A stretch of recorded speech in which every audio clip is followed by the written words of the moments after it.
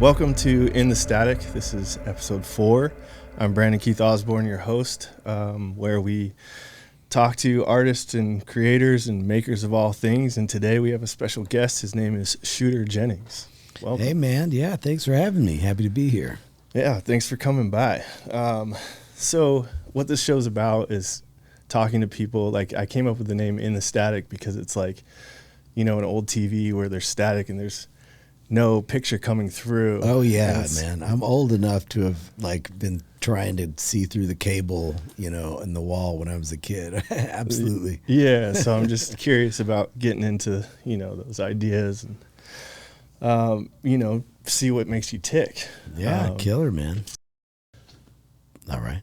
Yeah. So we know of each other. I worked with your wife for a few years. And, that's right. Yeah, she loves you. So wow, that's nice.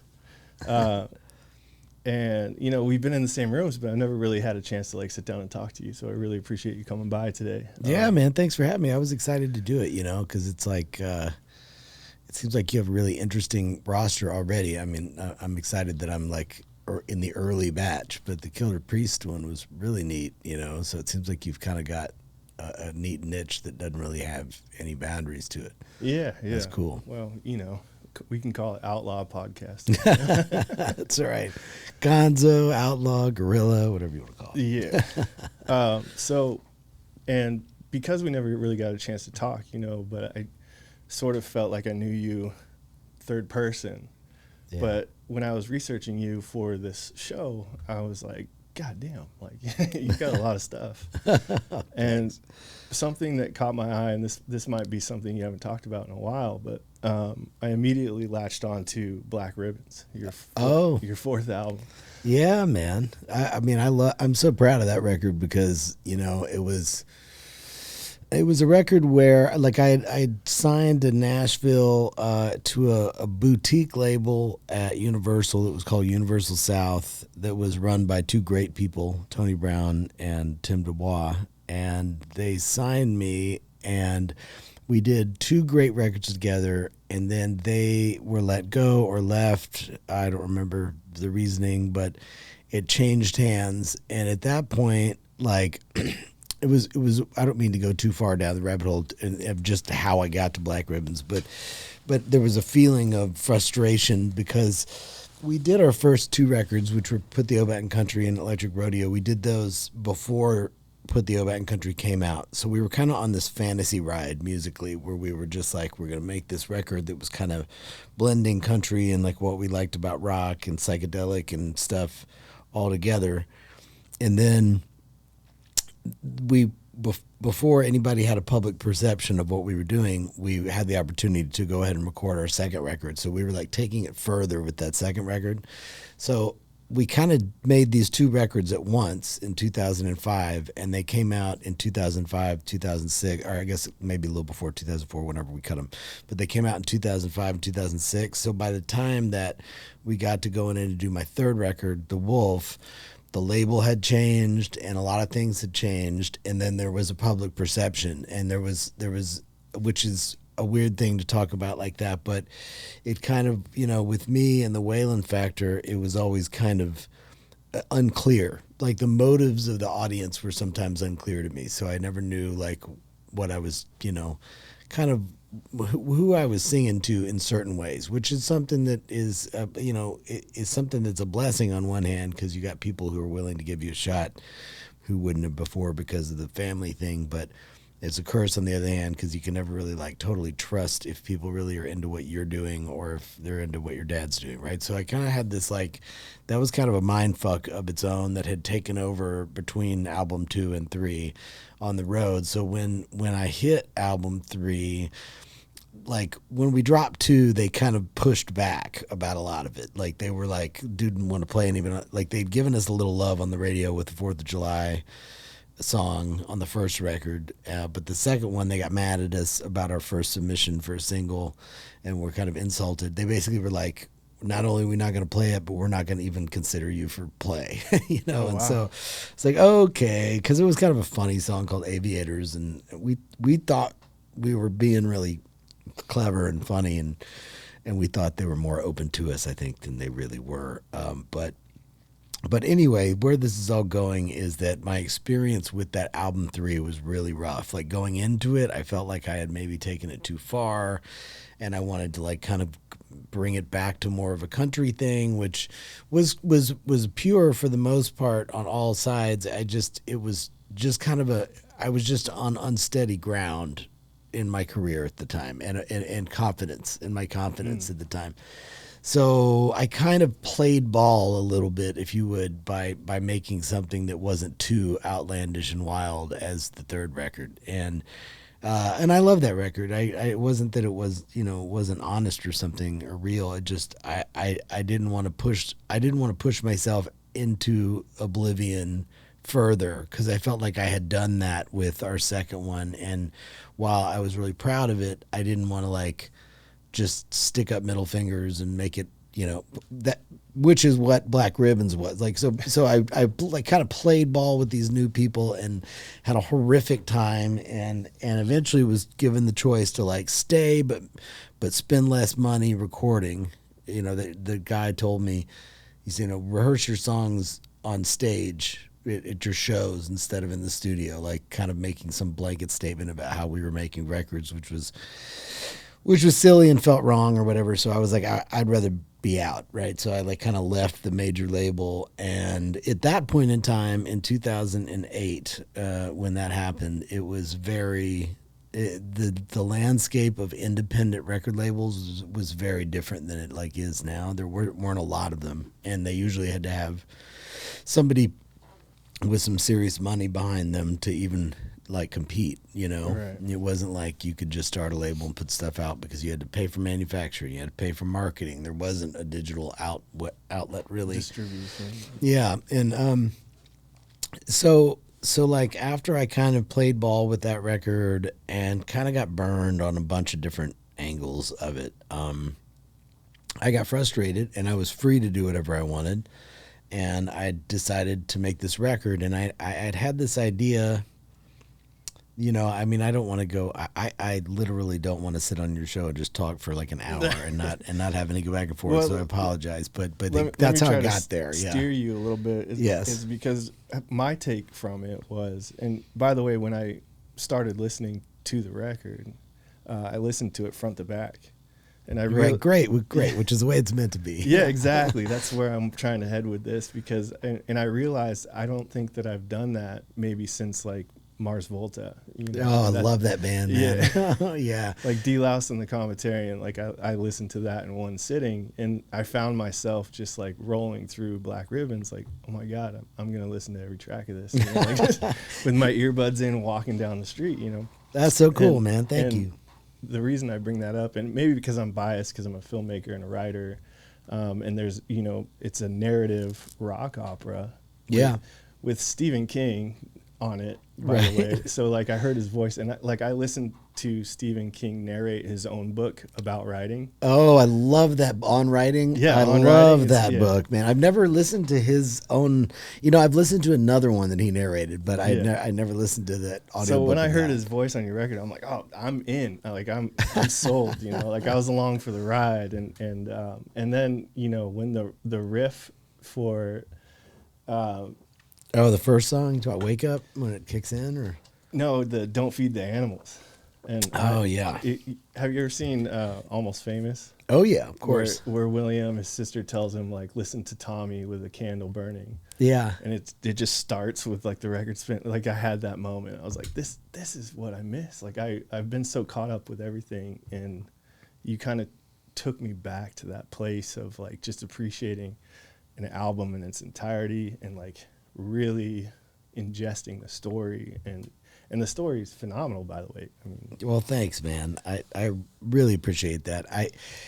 It was a weird thing, going into it. I had like a lot of different ideas, and I can kind of tell you how it was born. I was on this cross country trip when my daughter was like 1 year old. And I was driving, kind of migrating back to California after an extended trip, and I had rented. We had a rental vehicle, and I went and like all it had was a CD player. So like all I really had was I'm like a huge Art Bell fan growing up. I listened to Coast to Coast AM since I was a teenager. So all I had was this. This was probably 2000 and it was I tell you right when it was actually. It was 2008 because it was when Bush was on the way out. Everybody, the internet is such a crazy place. If you say anything, I was on Mark Maron and I said it was a scary time, and because it was the transition between Bush and Obama, and everybody thought I was saying because of Obama it was a scary, because it was the housing collapse happened and Bush bailed town, and so there was just nobody knew what was going to happen. It seemed like the whole market was going to collapse, and that's all they talked about from the time that the election happened to the time of the inauguration. So this is the period in '08, probably December or something, like when Bush has gone on vacation and Obama's coming in and they've announced that this housing market is collapsing. And so I remember all I had was a CD of like my dad's old Waylon. I had that album, and I had at a gas station picked up a Blue Oyster Cult CD. Greatest hits kind of collection, and I love that band. Really, really went deep on them after this trip, but so I was kind of listening to that and my dad's thing and local radio and like Coast to Coast AM. Once it would hit 10 o'clock Central Time, or I'm sorry, Pacific Time, I would like find wherever it was, wherever we were in, and during one of those was the first time I'd ever heard of the name David Icke ever in my life, was that he was on Coast to Coast AM for four hours on one of these nights, and he was like introducing this whole reptilian concept he's got and talking about his books, and he had told this like crazy story about how they had hypnotized someone to they hypnotized someone and then they put someone in front of them and then they hit it like a stopwatch behind the guy's back, and they hypnotized the guy not to see the person, and he was able to read the watch, right? So it was this whole thing that I just like about there being like light frequencies that we used to be able to see through, but had been modified and you can't, and that's where these creatures hide and they control the government. And it was just such a mind-blowing like 4 hours of radio that it like sent off this idea into my mind of like, hey, like what if all of this is true? Like what if it is all true? Everything you read, basically, because at that time it was pretty niche, and like there was like Alex Jones who I have to thank always, because he had me on early. Nobody would promote that record when I put it out, and he actually had me on. But regardless, I always kind of viewed him in that time. He was so like, it's Satanist and it's this and it was always so over the top. And the David Icke thing was like, what is this dude? And it kind of sent me down all these roads of like reading Manly P. Hall and reading, like I'd found a couple websites that are long gone that were really fascinating. I mean, they make like if you were to go back in time and view what I was reading, it would read like the roadmap to what is happening now on like a massive scale on the internet, right? Yeah. When you go on X or whatever, and you're just like, I mean, it's aliens, it's fucking reptiles, it's like politics, it's everything. But at the time, there was just these little corners of the internet, and then there was like Art Bell. And, like I said, I kind of stayed away from Alex Jones because his is so sensationalist, especially at the time. It just wasn't what I didn't want it to feel like that. It needed to feel more like talk radio, like Art Bell did, And so in the initial creation of it, I actually reached out to Art Bell, and he said yes to do it. But then I was like, people they won't be able to separate. Right, they'll pick a side. I mean, not even the pick a side thing. They just wouldn't be able to separate it from the real person who is Art Bell. This had to be a fictional kind of person. So anyway, that's kind of like how I got to the idea, and then actually the idea of the radio show guy didn't really hit me from that. What I was doing, there was watching a show that was on like the History Channel. God, I wish I could remember the name of the show. It was great. And I had this old guy that was narrating it that had this voice that was so great. And I'm like, wouldn't it be cool if a record had a narrator, like truly had a narrator that pushed a story along, and then you kind of could do this thing. And then it did, then like the radio show host hit me, and then the movie talk radio came to mind. And then I was just trying to come up with something. And the Stephen King thing kind of happened by happenstance in a really weird way. So again, I could talk forever, so please cut me off. No. Well, how did you get Stephen King? Well, see, okay, here's the crazy thing about Stephen King is that he wrote a book called Lacey's Story. Well, he had a column in the back of EW for forever, for Entertainment Weekly, and it was always like whatever he wanted to write about in the back of that book magazine. And he was a big fan of like country rock music. So he was like, he would make lists of his favorite stuff. And he listed off his favorite like independent, at the time he had XM radio, and there was a station called Cross Country that was on there that kind of merged into what is Outlaw Country on Sirius. But Cross Country was more red dirt kind of scene than it was like the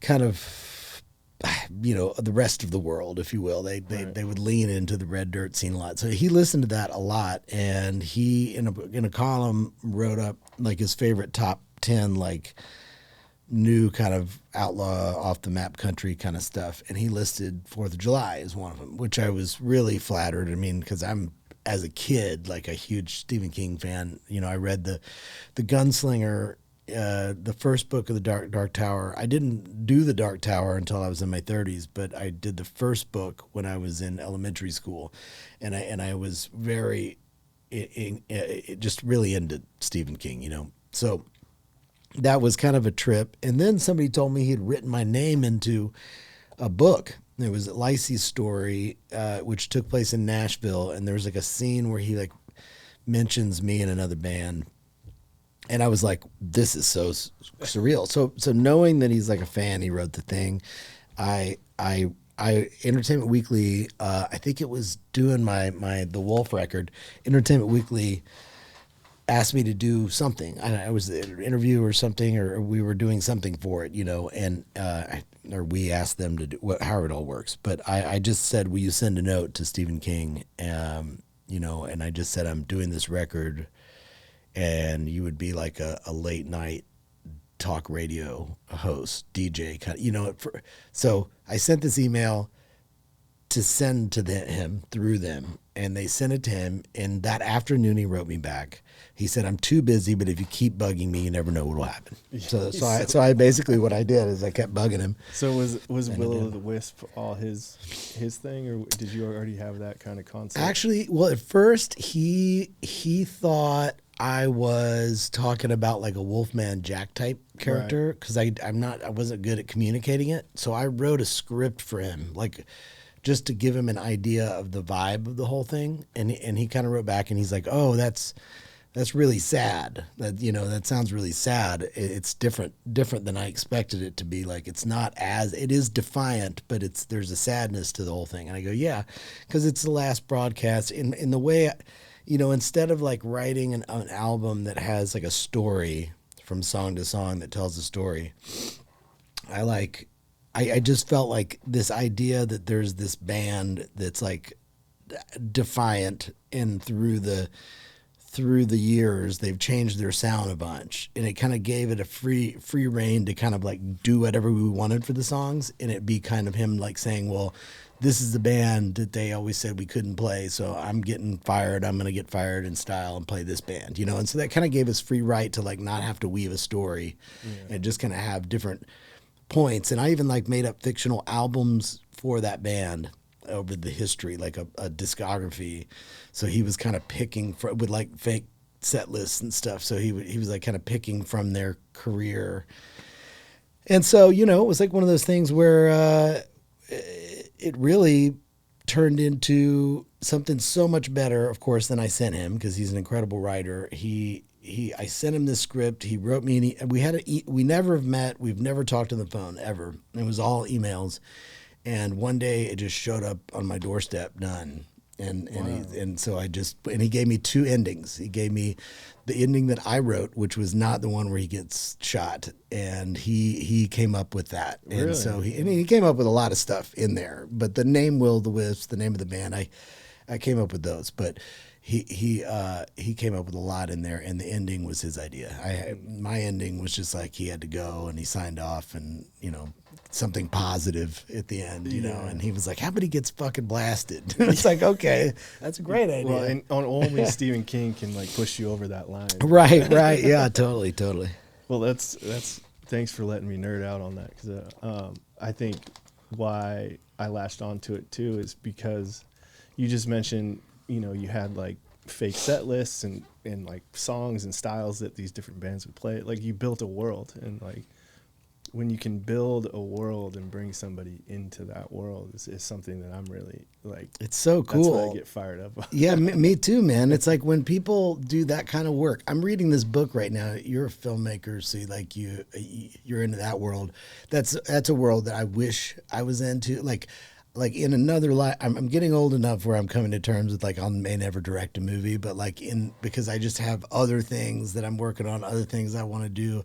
But like that was always kind of a dream. And my daughter, for Father's Day, bought me this amazing book on Stanley Kubrick and The Shining. It's like 900 pages long. It has a companion book with photographs, and it's like written by the guy who directed Toy Story 3 and another guy, and they spent 10 years writing the most comprehensive account of his filmmaking.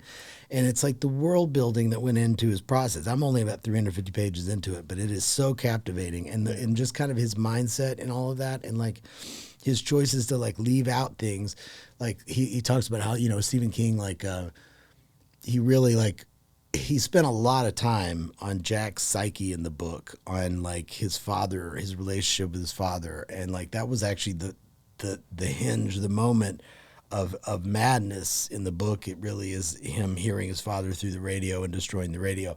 But in the film, he took all of that away because you didn't really need it. Like he realized, you didn't need it you didn't have to understand why Jack broke his kid's arm and is an alcoholic. In the book you did, because you needed to like get to know Jack. But on screen with Jack Nicholson, the world building took a different thing. So I'm so into that with all these things. And with that album, I really wanted there to be all these details. Like we renamed the United States the American Union because it felt like they were going to try and do the European Union over here.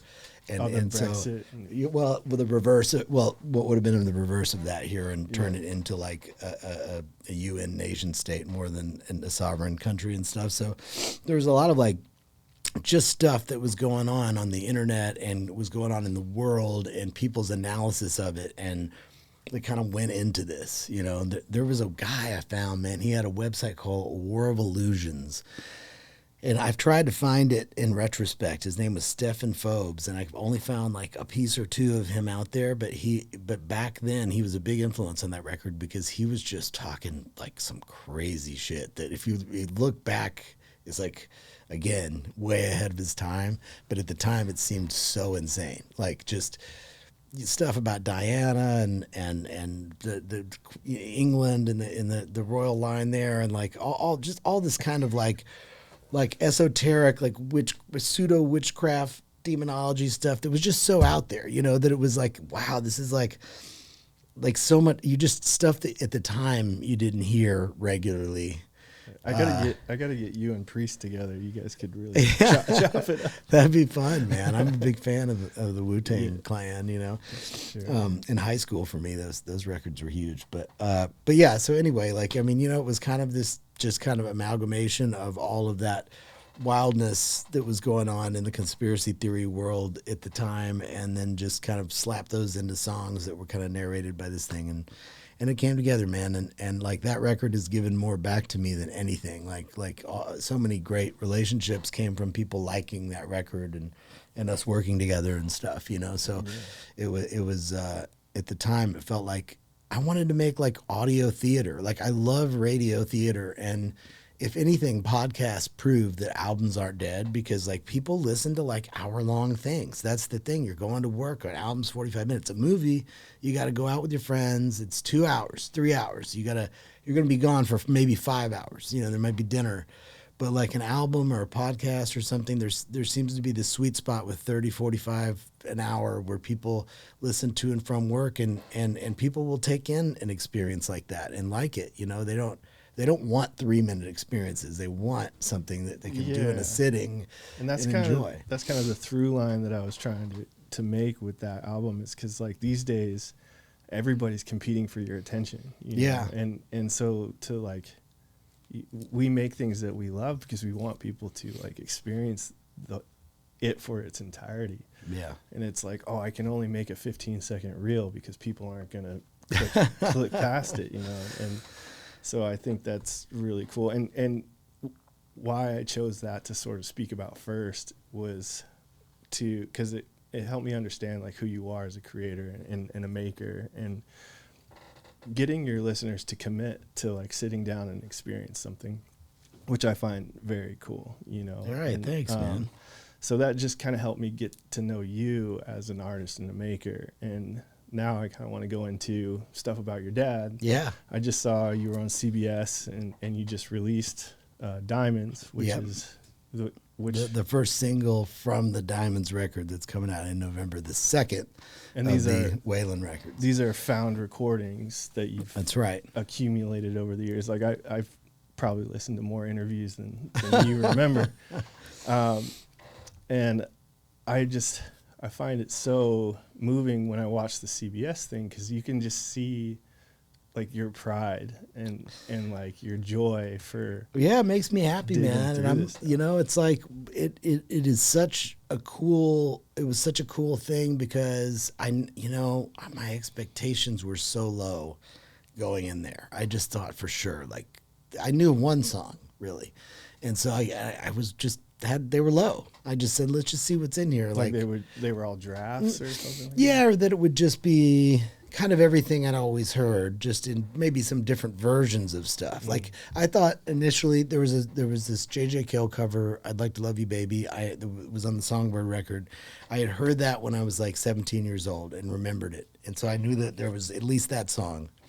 And when I was working on this Countach record I did that's like a Giorgio Moroder tribute, that was the first time I actually looked in the files and I opened up Don't You Think This Outlaw bit, and I saw that it was in there of my dad's, and I saw there was multiple takes. So I thought, my original idea, without having ever looked at any of it, was that I would make something that felt like an in the studio engineer's tape kind of recording, where it'd be like, you know, some tracks, maybe some alternate takes of songs people love, but the talking in between, the kind of feeling like you're in on a session, really kind of making an experience in a way that would be, you know, but I didn't expect to find so much really great finished stuff with him doing his own background vocals and all this. I didn't expect that. And so, but I'm going in and like within the first a couple hours, I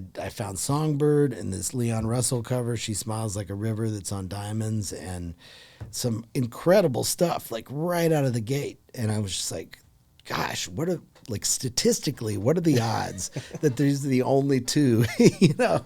So then so it was Nate Hazley, who's an assistant engineer that used to be a staffer at Sunset Sound and who I worked with years ago when he taught me how to run my studio and in there, and really helped me a lot. So when it came to July, it was literally 2 years ago, we went into the studio. We just split up. I had brought my home Pro Tools rig from home, and we had the one we have in there, and we kind of split up the data and just went through it just to figure out the titles of the songs that we had or what they were. And then because nothing's labeled, right? Nothing had any labels to it. There was like a folder we found that was deep in the drive where someone had kind of separated stuff and labeled it, but not very accurately and not well, and it was done in a way that was strange, and it didn't allow for us to keep track of it very well. So we kind of had to just start from scratch and make our own notes, and then maybe if we just got too stumped, we would go check their data, you know, and anything like Diamonds that wasn't in their data, and so, you know, it was like this, like it started like a Da Vinci Code or something, like a hunt for like stuff, you know. And every day I'd come home to my wife and be like, I found I found this or I found that. It's like, you're never going to believe it. So it was like a constant dopamine hit, adrenaline rush, like every single day going to the studio. And then after we went through it, it was like so disorganized that we had to like reorganize it. And then we had to go through it again, kind of, and just kind of double check our work, make sure we didn't miss anything. And I still think we probably missed something. You know, there's probably 10 songs in there I haven't heard yet, you know, and we've been through it multiple times. But I mean, it's literally like 1,000 sessions. It's like so many sessions. And it's some of them are like, what he would do is when he would go in, he would record periodically. They would come off the road. He'd go in the studio, he'd record stuff. They go back on the road, and they would like stockpile all this. So that when he went in and he had like a series of songs maybe that he had written, he would kind of anchor them, say like, I've Always Been Crazy, like that record, which is during this period. He would go and kind of record those songs. I've Always Been Crazy, Don't You Think This Outlaw Bit, the songs he'd recorded, that he had written, and then he would go back and pull from the stuff he'd been doing for the last 6 months in the studio and kind of put them together, you know?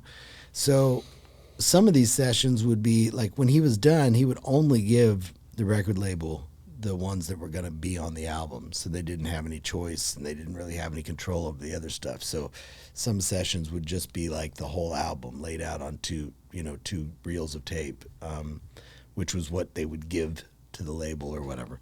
But there were just a lot of sessions that were like kind of mysteries, you know, and it was really, really fun. And now after the fact, I mean, it's like kind of terrifying, all of it, but it's like, the mixing part of it like was so fun. I love getting to do that. I've got to go back in now and work on this third one or kind of start work on it. Like that one, I think it's going to take a little longer than the other two, but I'm going to go in on that soon. And I always look forward to that, because when I could do that, it's like I spend the whole day there. I'm alone in this old studio on this old board, listen to this old stuff, you know. It's like you're working with him. Yeah, you know? it totally is, you know, and in a way, like, it's really cool to, like, you know, career-wise, like, he had a cool exit, but I feel like this is a cool way to, like, solidify his story and retell his story. Like, Charlie Crockett and I were talking this morning, because his album Clovis is coming out on the 4th of July or just came out, depending on where this airs, but it was an album that we cut and he put out that got yanked off the internet earlier in the year, and it's called Clovis, and it's in this town. It was recorded in this town, Clovis, New Mexico, in a studio that Buddy Holly recorded all of his stuff in. Norman Petty's is the guy who owned the studio, so it's called Norman Petty's Studio, essentially, or Norva Jack Recorders. Anyway, my dad recorded there when he was like a kid. When Buddy was producing him, he was a teenager, and so there's like a picture of him on the wall with the Stratocaster, which is very unusual for him. And so this town, you know, like now Charlie has made this record called Clovis, and this basically the studio's been there unused for like since 1969, and has like basically rock and roll got invented in it. And so they let us in. We did this record.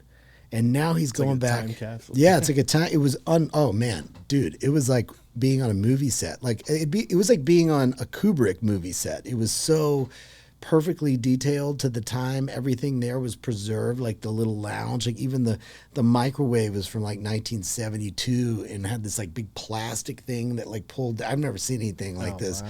Yeah, it's insane. And we were there for like only for 6 days, but it felt like it was a universe, you know. And but now he's going back and like playing a show there and doing all this stuff around Clovis and bringing all this attention to history of that place, you know. And I'm like, man, I never thought about it, but it's so important. It's like the old days when they would like wander from like England and they'd come to Ireland and they'd sing tales of this guy who got beheaded like just 2 months ago. You know, it's almost like that, you know, telling the tales of like the Titans of and yore.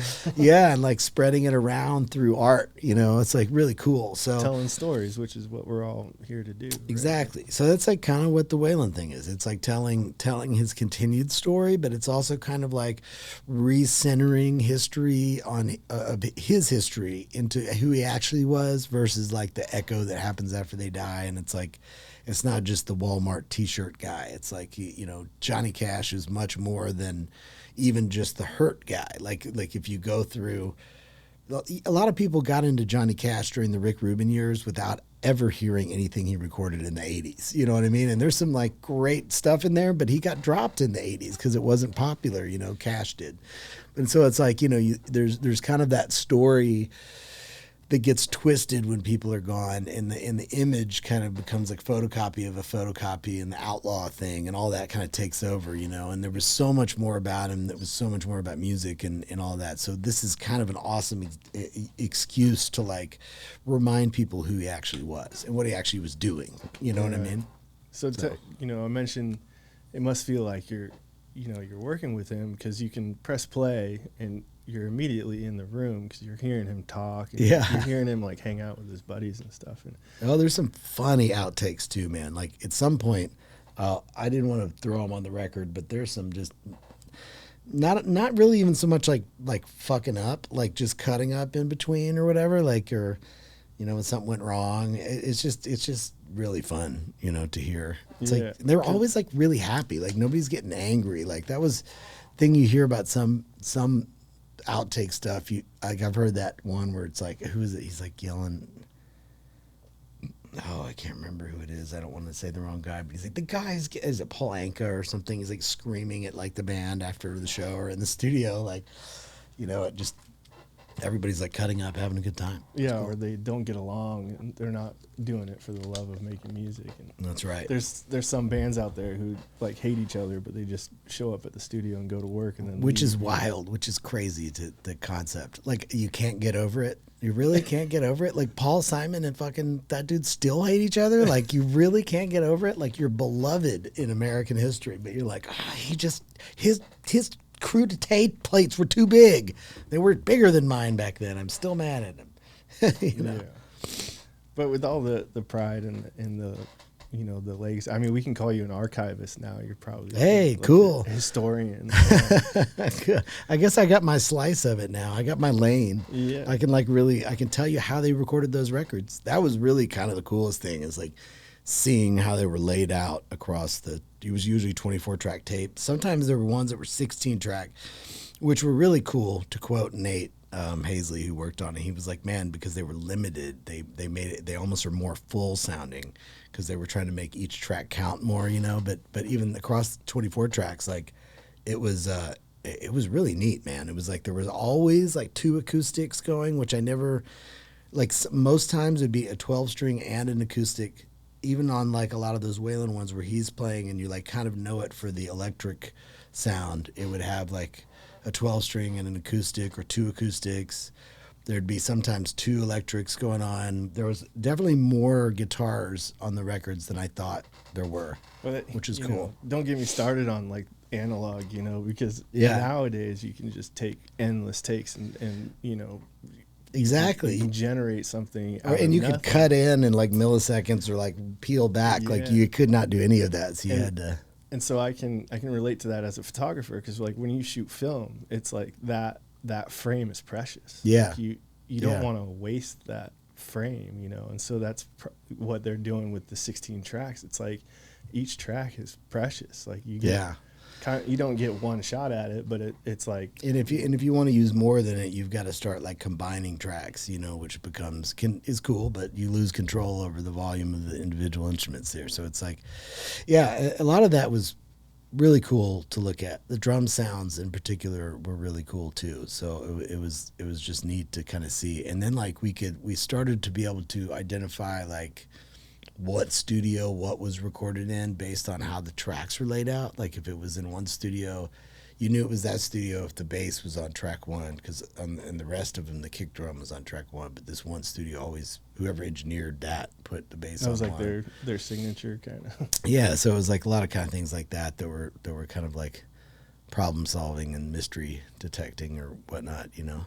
Yeah, and I mean, a lot of hearing you talk about all this stuff, it's the craft and how exciting it is and everything. But as I lost my father in 2018. And so, I'm sorry to hear that, man. Yeah, and he's 65, you know, and before his time to go. I'm 64 for me. Yeah, so like I kind of I was a little weary about bringing this up, but like what it must be like to hit play and all of a sudden like hear him. Because like I have memories, but you know, and my dad was a probation officer, so if I found a bunch of tapes of his sessions, like that would be something. That would be something else. Yeah, you could do like remixes. But do you ever find yourself just like, I mean, I felt that way even without this, like because like he's been gone since 2002. Like I hear him all the time. I hear him on the radio, or I hear him sometimes where I'm going or whatever. Like his voice is around all the time. So like that part I've never taken for granted. Is very cool. But yeah, like hearing the new things, but also just kind of hearing the body of work as a whole and digesting it and going, wow, like this is a dude and a band who loved each other and just were having so much fun and had discovered a sound that worked for almost any cover or any song they wanted to do, and they were just constantly recording. So if anything, it like just kind of like reassured this vision that I already had of him, you know, which was how hard he worked and how much music really meant to him. And I feel like he had a sensibility of a due diligence to do the best he could at it. I think he fought so hard for it that he like felt like now that he had his opportunity, he couldn't like rest on his laurels. So he worked all the time, you know. So in that sense, it's great. But yeah, I mean, man, it is, having him been gone a long time, it's nice to have like this extra chapter with him that's been you know, that I kind of had privately, and then now I'm sharing with people, you know, and that was cool. Do you feel like you know him even more now? Like, yeah, I mean, I think again, it's like kind of reassurance more than it is like I'm learning more. Like, I'm learning. There's some things, like there's some songs he recorded that I haven't put on either collection that were pretty shocking, like in terms of like the genre that he was reaching into here and there. Like it really did matter. Like if he liked it, he would take a swing at it, and he would usually kill it vocally. Like there was nothing in there that felt like a bad vocal take. In fact, I'll tell you the only song where I had to really kind of do a little trickery because I didn't feel like I had the vocal take I really wanted, but I love the song and I wanted it to come out, was I'm Gonna Lay Back With My Woman, which is on the Songbird one. And all I had to do was I had to do a little trickery of combining two vocal takes to make it work. I mean, I was doing comps, which is like properly combining multiple vocal takes. Because sometimes a lot of these songs have 3 or 4 vocals on them. And on the original documentation back then, they didn't have comping like we do now on a computer where you can like go technically syllable by syllable if you want, you know, across takes. Back then they had to record a whole take on one track and then use another track, again making a choice to use the second track to have a second vocal. And then they would have like on the physical, and I had some scans of all this that we were able to get, but like on the physical thing they would be like Waylon's vocal take up to here and then switch to take 2. Whereas I went in and I did it like I do it when I produce, like, you know, American Aquarium or whatever. I went in and did my kind of comping with his vocal. So I was able to get a little more intricate. But with this one, I had to get real intricate on this because I just didn't feel like I had a second verse like he really nailed, but everything else was so good, you know. So in that case, there was only one song that was like that. The rest of them, like all his vocals were so good. He always had 3 or 4 vocals in there. Like I could take my time. Like I usually had 3 or 4 steel takes I could kind of choose from and do. But I try to treat it like I was working with somebody who just like, you know, an artist that I'm working with in terms of the approach, and not like I didn't want to mimic the sound of the old records. I didn't want it to have too much reverb on its vocals or whatever. I wanted it to kind of have the low end and the kind of dryness of like modern records. But that's cool. You can kind of compartmentalize and be like, you put your producer hat on for those kinds of things. Yeah, kind of. But in that sense, like I thought about it, but I was like, man, when you're hearing his voice for the first time in a long time, and if I were to like go for a dated sound so it would match exactly like the old records, then I don't know. I made the choice to go with something that was more in your face because you can hear his voice better. I made his voice loud. Maybe it's a little louder than it was on those old records, and because we're just listening on different stuff now too. And I kind of put it right here in your face and kind of made sure that like I beefed up the EQ of the kick drum so that across the board, like it kind of hits like modern records do. Like they usually have a sub recording. You know, I kind of beefed Throw the some sub. 808s in there. I mean, not far from it. I basically took that frequency and boosted it with some very old equipment, and it worked very well. You know. Cool. Well, that's a good, because I wanted to move into your producing now. Right on, man. And I noticed you won a Grammy working with Robert Randolph. Yeah. I have a story about Robert Randolph real quick. Oh, I love it. Love Robert. When I first moved to LA from Seattle. What year was that? 2008. Oh, cool. Yeah, I was here. I came in 2000, so you weren't too far. Yeah, too so far by. I got invited to this event where they were honoring Robert M. Knight, who's a rock and roll photographer, and I was there because I myself shot a lot of rock and roll photography, and he did a bunch of stuff for Guitar Center. So there was performances like Slash and Joe Perry were gonna perform. Wow. And then Robert Randolph, and I'd never heard of Robert Randolph, and you know, in 2008 I wasn't like Googling who it was, and I was kind of there for whatever, and he comes out on stage and starts playing his steel, and everybody else just evaporated. I was like, who the fuck is this guy? And like, it just, like, these other chumps I don't care about, like, he was just so amazing. And you know, so I guess, like, do you still get that kind of like awe, like, oh my God, that guy is doing something? Oh yeah, like he's insane, man. I mean, you know, the way we made that record was really different from anything else that I've ever made, which is, we came in, well, the first time he DMs me basically, and is like, hey, I think we should work together. And then he sent me I sent him my calendar basically, and he picked a weekend, and he said, okay, let's do these 3 days. And then like a couple days go by, and I'm like, do you want me to like put a band together, or like, are you bringing guys, or like, what do you want to do? And he's like, yeah, that's the idea. Like, his only response was, yeah, that's the idea. And I go, okay. So I just threw together a bunch of my closest friends that I use for records a lot. And he just came in by himself with his steel and sat down, and we just recorded just jams with no blueprint. I think in the very beginning I played piano, and then I quickly realized like I needed to get out of the mix because we had guitar, bass, drums, and Robert, and it was working. And we were at Village Recorders. So there's a very funny story, because this is the first time I've met him, and we're over there.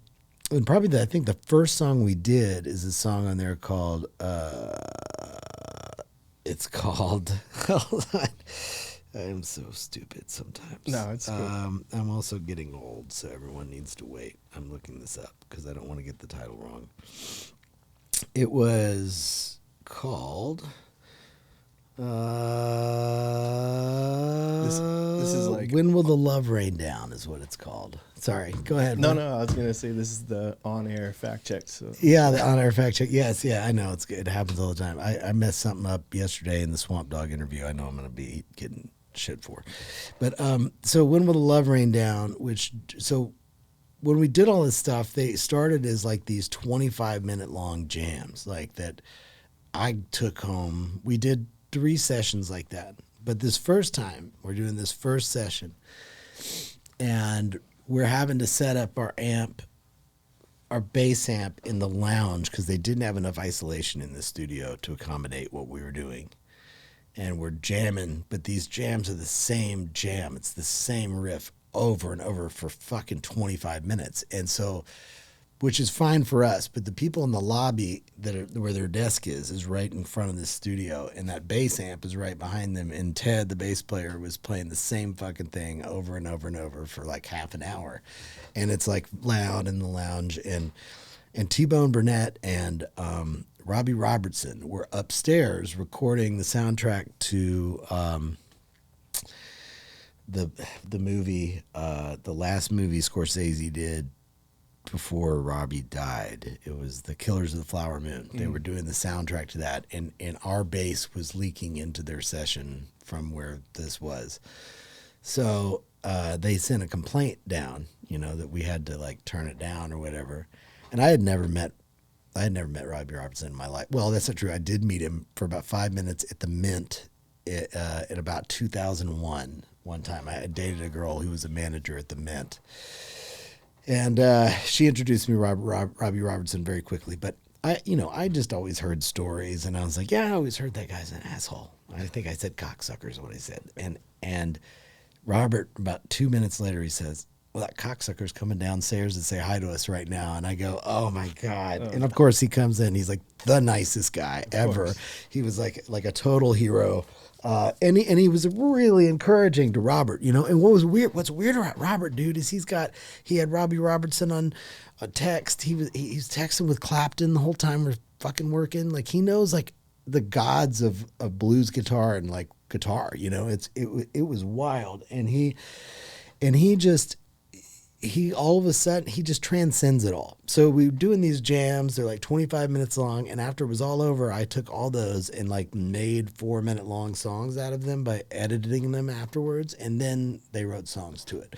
So it was like really, it took like 3 years. It took essentially 9 days in the studio to capture it all. But it was spread out over a year. He started bringing his band after that first session, who were great. And so it was so much fun. It was such an unusual process. It felt like real art, when we were doing it. It didn't feel like writing songs just to have songs on the radio or something, Right.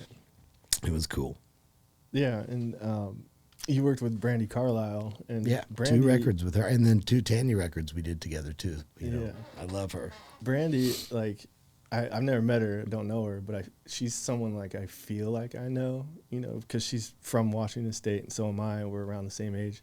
And she told a story about how she recorded her first album at London Bridge Records. Right. And at the time, good friends of mine were also cutting a record there. Is that the place like Pearl Jam and all those guys Pearl Jam recorded early? And Soundgarden, yeah.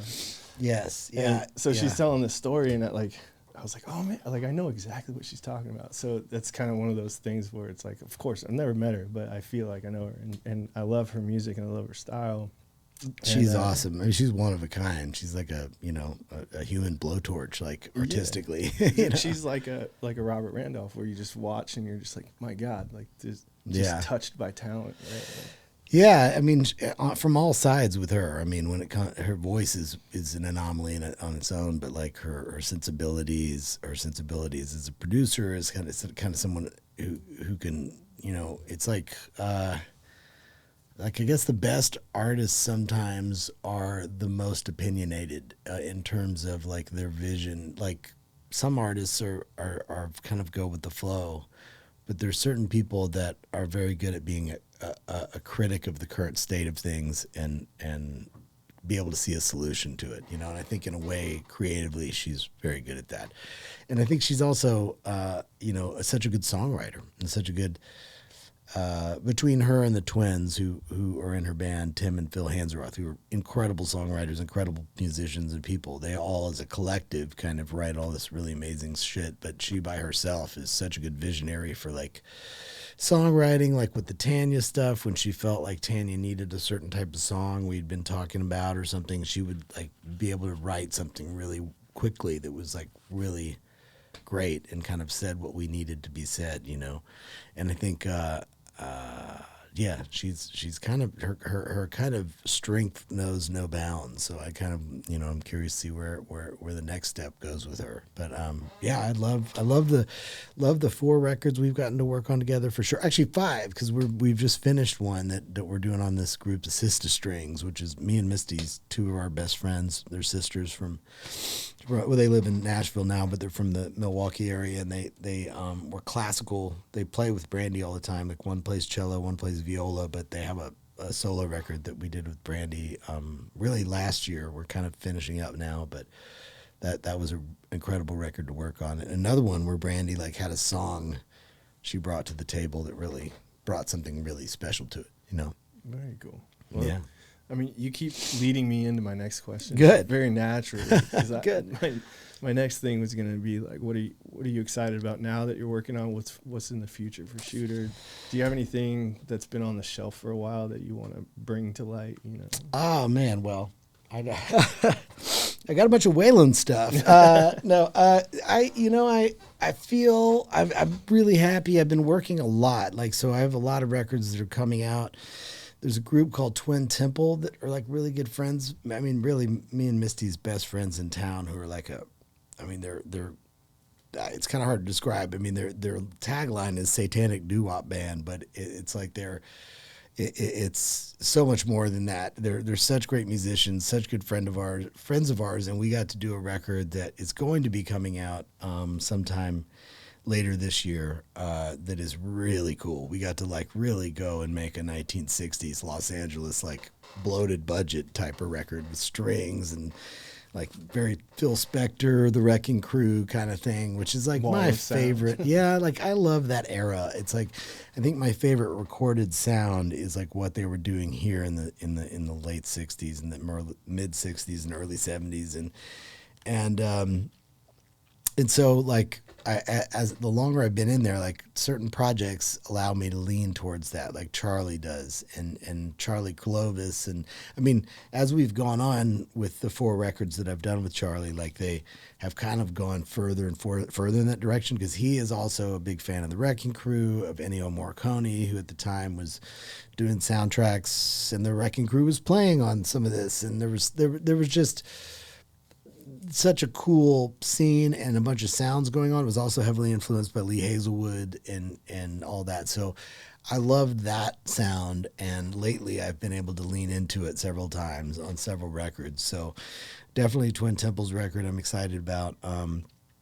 You know, I mean, there's a bunch of stuff I've done I can't talk about, but there's a Benjamin Todd's record that's coming out later this year is really cool, and we did it about 6 months ago, but it's really neat. There's a girl named Jess Williamson and Alicia Blue and Elizabeth Cook, who's an old friend of mine, who all have records coming out that we did, and like so I'm proud of all the work I've done.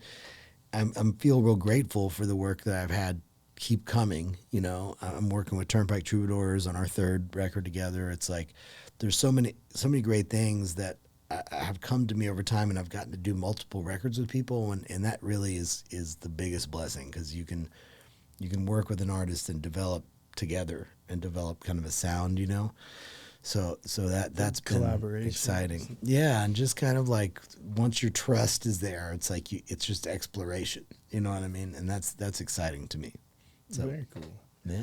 Well, I think that wraps up our time. I really appreciate you coming by and talking to me. Man, thanks for having me. This has been a lot of fun. I appreciate you asking me about Black Ribbons and all that stuff. That's fun to talk about. You said it was a dream of yours to direct films, so you hang out with me and I'll get you going on that. So. Yeah, it's like I feel like I'm getting to the age where the ship might have sailed for me to be the kind of level that I would hope ships to be never at. Sail. In art, ships never sail. So. But I want to write a book too. It's like, but I don't want to write a book about me. I want to write a fiction book. You know, I'm like kind of that guy. So like I have all these like bucket list creative dreams that someday will get checked when the pressure goes down. All right. Well, thank you, listener, for listening to In the Static. You can find me on YouTube, just YouTube In the Static, also wherever you get your podcasts. And please do the like and the share thing on your stories, whatever helps to spread the word, because, you know, great art needs to be shared and experienced. That's right. Man, I had a great time recreating this. That's In the Static. If this conversation meant something to you, share it with someone who needs to hear it. Subscribe wherever you listen. New episodes whenever the signal comes through.